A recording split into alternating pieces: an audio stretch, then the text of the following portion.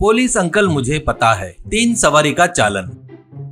वैजाग में किशोर, नितिन और बद्री करके 3 दोस्त रहते हैं। वो तीनों एक ही कॉलेज में पढ़ाई करते थे। वो तीनों बहुत ही नकित्तर थे। कॉलेज में सबकी मजा लेकर सबको रुलाते रहते थे।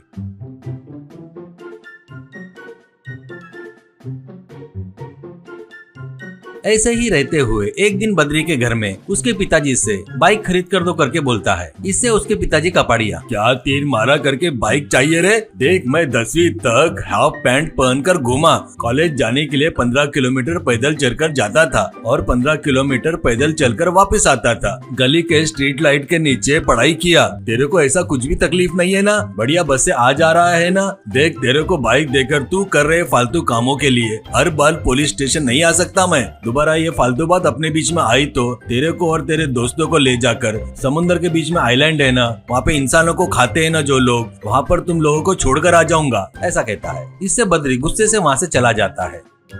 ये बात अगले दिन अपने दोस्तों को बताता है। वो बातें सुनकर नितिन, मेरे पिताजी भी सेम ऐसा ही बोले, जमकर गाली दिए, इसलिए अपन अपनी पॉकेट मनी से एक पुरानी बाइक खरीदेंगे, ऐसा कहता है। इसके लिए तीनों लोग हाँ में हाँ मिलाते हैं। ऐसे कुछ दिनों के बाद वो लोग एक मैकेनिक को पैसे देकर सेकंड हैंड बाइक खरीदते हैं। उतना ही नहीं, तीनों मिलकर उस बाइक पर जाते हुए अपनी मर्जी से रोड पर घूमना शुरू करते हैं। ऐसे घूमना उनके लिए मामूली बात रहने से रोज ऐसे कॉलेज को गोल करके बंक मारकर वैसे ही घूमते रहते थे।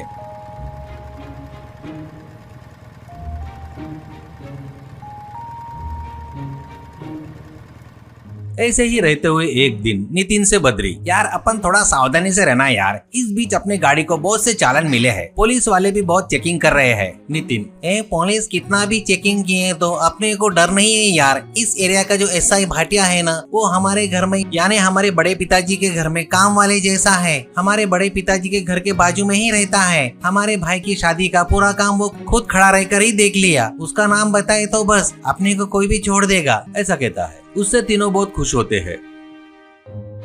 उसके बाद वो तीनों बहुत फास्ट जाते हुए गाड़ी को हवा में उड़ाते हुए स्टंट करते हुए जा रहे थे।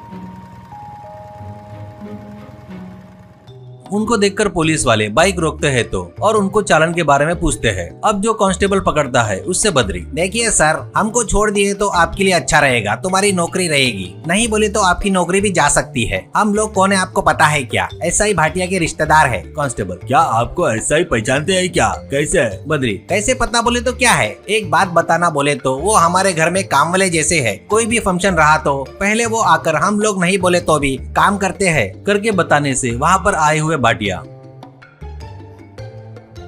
बेटा तुम लोग जिसकी बात कर रहे हो ना, वो भाटिया मैं ही हूँ। मैंने कभी तुमको देखा नहीं और तुम्हारे घर पर काम करने आया करके भी मुझे याद नहीं है, कहता है तो नितिन, वो अंकल 10 साल पहले मेरे भैया गिरीश के शादी में आप खुद खड़े रहकर पूरा काम देख लिए, आप हमको जग से पानी भी दिए ना, मुझे अच्छे से याद है, मैं तब बच्चा था, ऐसा कहता है भाटिया। अबे कभी तो भी किसी पड़ोस की मदद मांगा करके सहायता किए तो 10 साल बाद भी काम वाला बना था क्या? वेरी गुड रे, तेरे माँ बाप को बुलवाना ही पड़ेगा, करके वहाँ पर उनके माँ बाप को बुलवाता है और उनके बाइक के बारे में और वो लोग कर रहे हैं स्टंट के बारे में पूरा बताता है। ऐसा ही बताई सो सुनकर शॉक होकर सब लोग मिलकर उनकी जमकर धुलाई करते हैं। एसआई से माफी मांगने लगाते हैं। उसके बाद एसआई चाय के दुकान के पास नितिन वालों को बिठाता है। अब उनमें से एक जन को बाइक से स्पीड जाने को बोलता है। एक जन बाइक से स्पीड से जा रहा था तो उस बाइक पर जाने वाले को उस चाय के दुकान के पास खड़े लोग बहुत गंदी गंदी गालियां देते हुए श्राप दे रहे थे।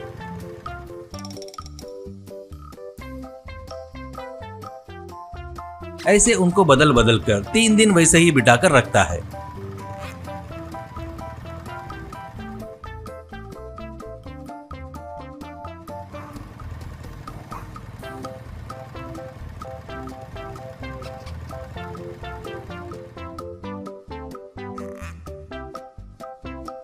वो देखकर नितिन, ओ मेरी माँ, नहीं रे बाबा, सर नहीं, मैं और ये गालियाँ नहीं सुन सकता सर। एक एक जन मिलकर ऐसे वैसे गाली नहीं दे रहे सर, गालियाँ बहुत भयंकर हो गई सर, इस बार माफ कर दो सर, ये श्राप बर्दाश्त नहीं कर पा रहे हैं सर, सर हमको छोड़ दो सर, प्लीज छोड़ दो सर, ऐसा कहता है भाटिया। तुम लोग मुझे काम वाला बोले तो भी मैं नाराज नहीं हुआ रे, पर सुबह उठते ही तुम्हारे माँ बाप तुम लोग अच्छे से रहना करके मंदिरों के, पेड़ों के, चर्च के, मस्जिद के, सभी जगह जाकर चक्कर काटते हैं ना। पर तुम लोग क्या हो रे, बाहर आकर लोगों के श्राप लगवा रहे हो। ऐसे रहे तो तुम्हारे साथ अच्छा कैसे होगा रे। कहने से वो लोग गलती हो गई माफ कर दो करके माफी मांगकर चले गए।